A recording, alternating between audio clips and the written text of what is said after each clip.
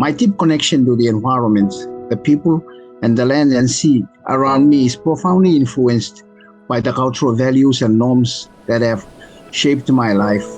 This connection is a vital part of my identity, reflecting not only my heritage, but also the rich tapestry of traditions and practices that define our way of life.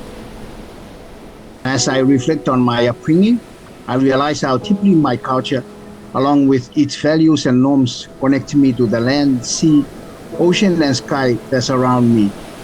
My worldview was profoundly shaped by the stories my grandparents shared, often conveyed through songs, poetry, and myths that continue to resonate within me today. These rich narratives were handed down through generations, shaping our understanding of the sea and sky, and instilling in us a profound appreciation for our environments. They taught us to see the beauty and significance of the natural world, grounding us in a legacy that remains a vital part of our identity.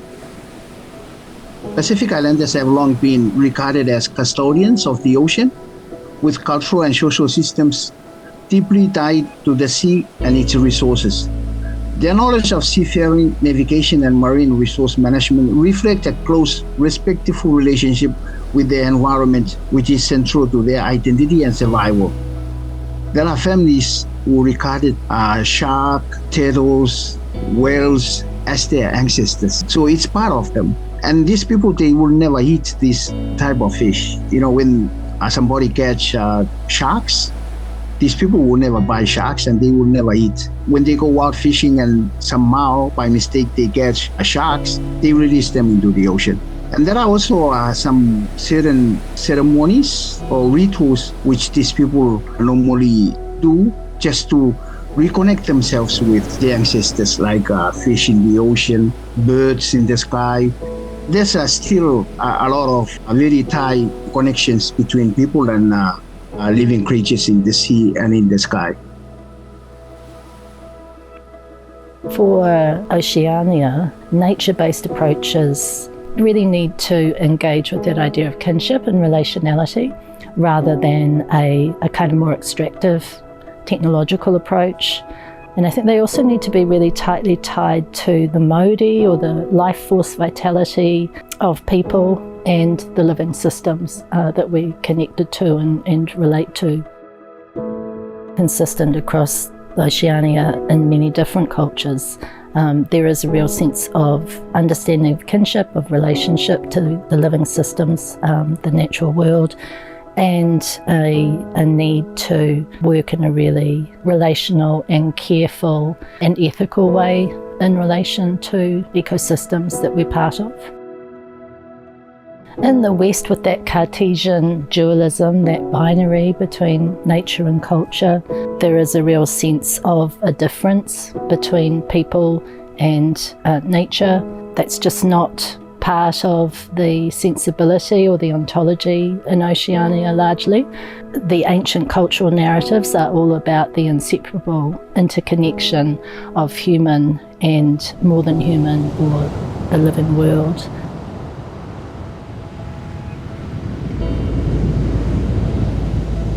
How I see our Pacific space is a vision of island interconnected.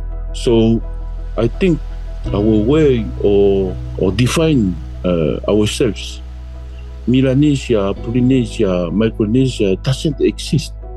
Malaysia too doesn't exist for us because this is a colonial view of our own space and has divided us from the greatness of our space that our ancestors ruled. They were captain of this space. Our ancestors taught us that we are a part of the environment. For example, the tradition. They used to have a tradition making sure that sea space are respected in their identity, and they call it lahui. This is what we call today protected marine area. This tradition rely on the people and not on public policy and not government. It is something that comes from cultural values. Our ancestors, wherever they are, Aotearoa or Hawaii or Papua New Guinea, they shape a way of thinking to respect the regenerative resources. People from Anuta, for example, when there is a big disaster like a cyclone or a tsunami, they know how to protect themselves. We are the proof that the way of our ancestors shape the ecology, transform ecology in a religion to make rules, protected our moana, our few lands, few water sources, are an example for the worldwide.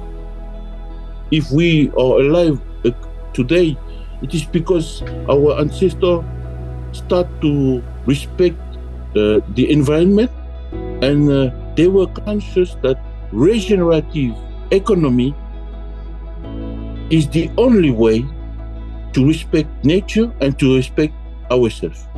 Success in a collectivistic culture is I'm a part of a whole system, and to see my people thrive is success, and I'm stoked to do my part, to play my part. Another big area is holism versus reductionism. So interconnectedness really matters. In a reductionistic worldview, which is a result of the scientific revolution in the West, and of course Greek philosophy, everything is compartmentalized into parts. But in a holistic worldview, it's like, no, they're all interconnected. There is a holism, a part of it. And it's not just the physical side that we see. We're also talking about the spiritual side. But the relationship is sacred because the beings are sacred. You are sacred, I'm sacred, our environment is sacred. So we treat that with the utmost respect and dignity. Really what that encapsulates is not neglecting our relationship with the past as we move into the future.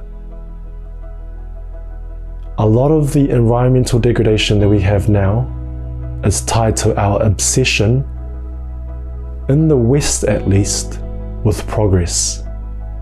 Gotta move forward, gotta progress, gotta get the bottom line, etc., etc. While neglecting very real social and environmental relationships of the key to unlocking the new direction is found in our ancient pathways.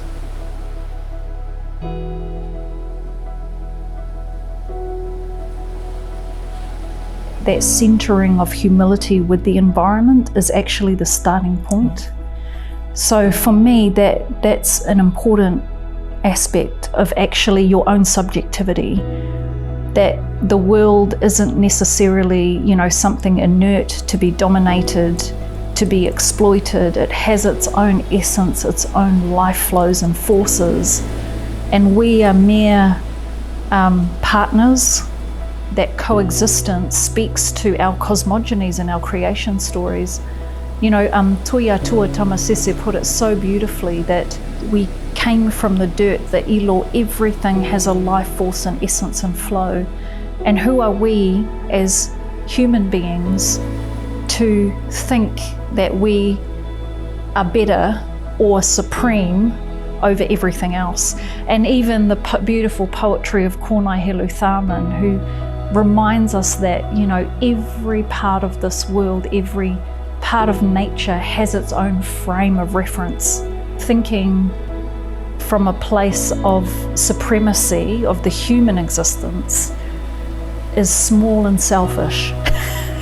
So these beautiful scholars who have framed ontology, subjectivity, and ways of being and relating to the world are really powerful provocations for us to pause, question what we take for granted.